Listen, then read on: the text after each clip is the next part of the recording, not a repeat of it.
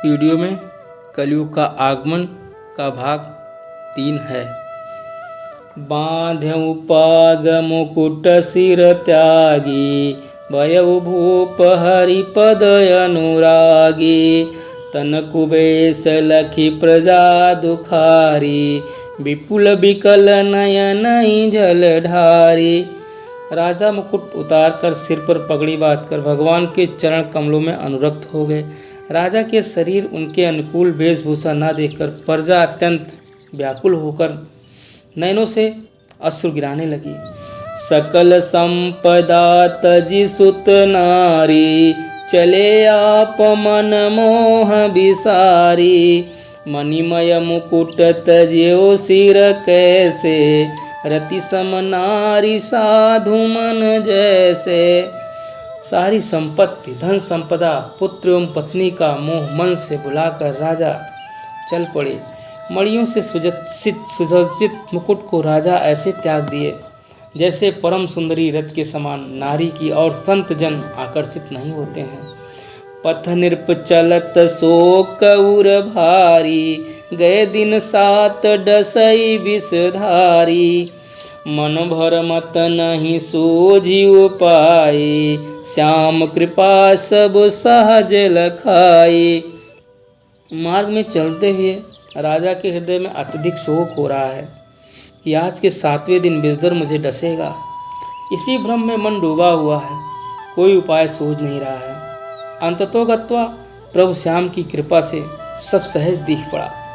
गंगा तट नृप आसन मारी, प्रभु नाम धरि ध्यान उचारे। बिनमत भूप जोरी दो हाथा, करहु कृपा भव भंजन नाथा। गंगा जी के तट पर पहुंचकर राजा आसन लगाकर बैठे और प्रभु का ध्यान करके उनके नाम का उच्चारण करने लगे। दोनों हाथ जोड़कर विनय करते हुए कहा, हे नाथ, संसार के कष्टों को दूर करने वाले, मुझ पर कृपा करो, दया करो। हरहु श्याम हृदय मम शोका, क्षमि अपराध देव निज लोका। हे प्रभु श्याम, मेरे हृदय का दुख निवारण करो, मेरे अपराध को क्षमा करते हुए अपने लोक में स्थान देने की कृपा करें। यमुना तट अभिमनु सुवन, निरखत मृत्वहि राह। प्रगट्यौ ऋषि समूहतः, भूपहि देन सलाह। यमुना के किनारे अभिमन्यु के पुत्र मृत्यु की बाट जो रहे हैं। उसी समय ऋषियों का समूह राजा को उचित परामर्श देने हेतु वहां पहुंचा। भरद्वाज यरु व्यास मुनिवर, दुर्वासा मुनि कण्व पराशर। सकल वेद वक्ता मुनि ज्ञानी, नारद सहित संत बहुखानी। भारद्वाज, व्यास मुनि, दुर्वासा ऋषि कण्व मुनि पराशर एवं देवर्षि नारद के साथ अन्य बहुत सारे संत जो सारे वेदों के वक्ता एवं परम ज्ञानी हैं वहाँ आते हैं। भूप निरखी हर सती मन माही, पुनि पुनियापन भाग्य सराही।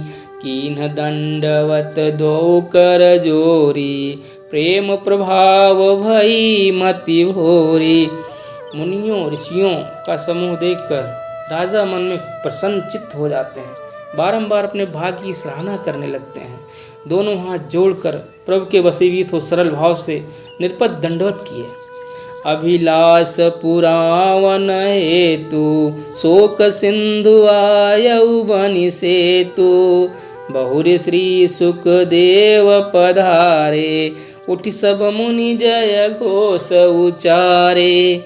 और निवेदन करने लगे, मेरी आकांक्षाओं इच्छाओं की पूर्ति हेतु आप सब इस शोक सागर में सेतु बनकर पदार्पण किए हैं। तत्पश्चात श्री सुखदेव जी का आगमन हुआ। सभी ऋषि मुनि उठकर उनके सम्मान में जयकार किए। मुनि आदर देख्यउ नर नाहा, भयउ भरम जानन सोई चाहा। कहाँ ब्रह्म ज्ञानी सब ऋषिवर, व्यास मुनि त्यहि पिता पराशर। श्री सुखदेव जी का ऋषियों मुनियों द्वारा सम्मान देखा राजा को भ्रम हुआ और जानने की इच्छा व्यक्त की। कहाँ तो सभी ऋषि मुनि, ब्रह्मज्ञानी व्यास, जीवा उनके पिता पराशर मुनि विद्यमान हैं।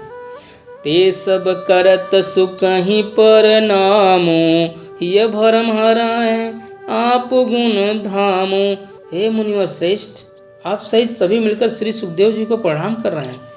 हे गुणों के आगार, कारण स्पष्ट कर मेरा भ्रम दूर कीजिए। मुनि पराशर भूप सन कही कथा समुझाए, इन सौ बड़ ज्ञानी को परई न जगत लखाए। पराशर मुनि ने राजा परीक्षित से सोच समझाकर कहा, हे राजन, संसार में इनसे बड़ा कोई भी ज्ञानी नहीं है। पूज्य कर्म नहीं पूज्य शरीरा, जग पाषाण सब होई की हीरा। पूज्य शिला कतहु शिव नामा, चकरी बनई चलावती वामा। कर्म ही पूजनीय होता, शरीर नहीं। संसार में पत्थर तो बहुत हैं, परंतु सब हीरे नहीं हैं। कहीं पर शंकर जी के नाम से शिला पूज्य है, तो कहीं नारी उसी शिला को चक्री के रूप में प्रयोग करती है।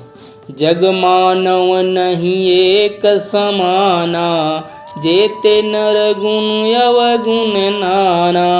सुख समान ज्ञानी नहीं दूजे, कारण मुनिन पाँव उठी पूजे।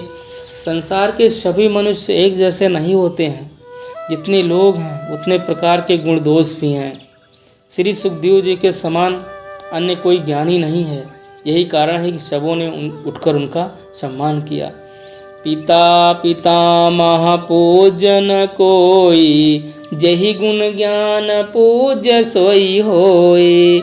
काम क्रोध मद लोभ न जाहि, बैरु जेयन बल नहीं चाहे। पिता व पितामह कोई भी पूजनीय नहीं हो सकता।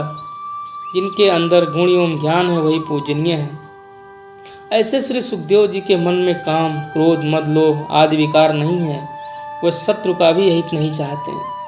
जाके हृदय ज्ञान की सोती, पर सत चरण मुक्ति नर होती। भूप पूज्य होई अपने देशा, विद्वान जग पूजई नरेशा। जिनके हृदय में ज्ञान का स्रोत है, उनके ही चरण स्पर्श से मानव की मुक्ति होती है। हे राजन, राजा केवल अपने देश में पूजनीय होता है, किंतु विद्वान समूचे विश्व में पूजनीय होता है। सोई सन्मुख तोहि दर्शन दीन है, पूर्व पुण्य भूपद तव चीन है। हे राजन, वहीं परम विद्वान श्री सुखदेव जी तुम्हारे समक्ष आकर तुम्हारे पूर्व जन्म के पुण्य को पहचान दर्शन देकर कृपा किया है।